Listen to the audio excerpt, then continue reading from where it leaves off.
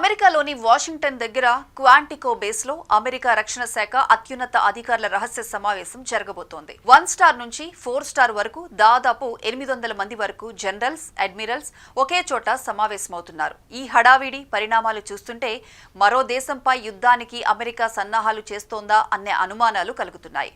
ఉత్తర వర్జీనియాలోని ఒక సైనిక స్థావరంలో జరగబోతున్న ఈ అత్యవసర సమావేశం తాలూకు సందేశం బయటకు పొక్కటం ప్రపంచవ్యాప్తంగా అలజడి రేపుతోంది.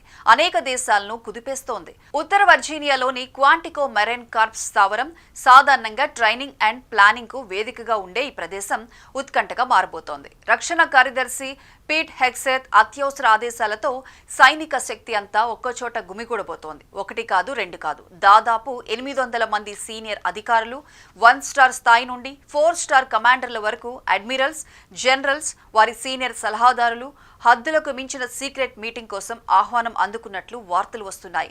ఈ సమాచారం బయటకు పొక్కినా ఆ సమావేశంలో ఏ నిర్ణయాలు ఏ దిశగా సాగుతుందో మాత్రం ఎవరికీ స్పష్టత లేదు. వాషింగ్టన్లోని పెంటగాన్ కారిడార్లు గుసగుసలతో మారుమోగుతున్నాయి. టార్గెట్ వెనుజులానేనా?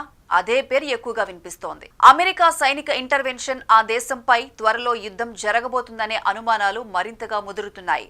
హెగ్సెత్ ఆదేశాలు విధిగా హాజరు కావాల్సిందే అన్న ఖచ్చితత్వం, అధికారులందరూ ఒక్కసారిగా పిలువబడటమే కాకుండా ఎందుకు పిలుస్తున్నారన్న అసలు విషయమేమీ చెప్పకపోవడం, ఇవన్నీ కలిసి ఒక డ్రామాటిక్ టెన్షన్ ని సృష్టించాయి. అమెరికా సైన్యంలోనూ క్యాపిటల్ హిల్లోనూ భయాందోళనలు పెరుగుతున్నాయి. ఒకవైపు అమెరికా ప్రపంచానికి ప్రజాస్వామ్యం, శాంతి అన్న నినాదాలు వల్లవేస్తూనే మరొక వైపు 800 మంది సైనిక బలగ అధిపతులతో రహస్య సమావేశం ఎందుకో అంతుపట్టడం లేదు. ఇది మరో దేశంపై యుద్ధానికి కౌంట్ డౌన్ ఆరంభమా, లేక మరో పెద్ద జియోపొలిటికల్ మలుపు కోసం అమెరికా ప్లాన్ చేస్తుందా? లైట్లెక్కడో ఆరిపోతున్నాయి. క్వాంటికో బేస్లో తలుపులు మూతపడుతున్నాయి. లోపల 800 మంది అమెరికాలో అత్యంత శక్తివంతమైన ప్రతినిధులు. బయట ప్రపంచం ఊపిరి బిగబట్టుకునుంది. ఈ సీక్రెట్ మీటింగ్ ఒక కొత్త యుద్ధానికి నాంది అవుతుందా, లేక రాజకీయ చెస్ బోర్డులో కొత్త ఆట మొదలవుతుందా? సమాధానం కోసం మొత్తం ప్రపంచం అమెరికా వైపు చూస్తోంది.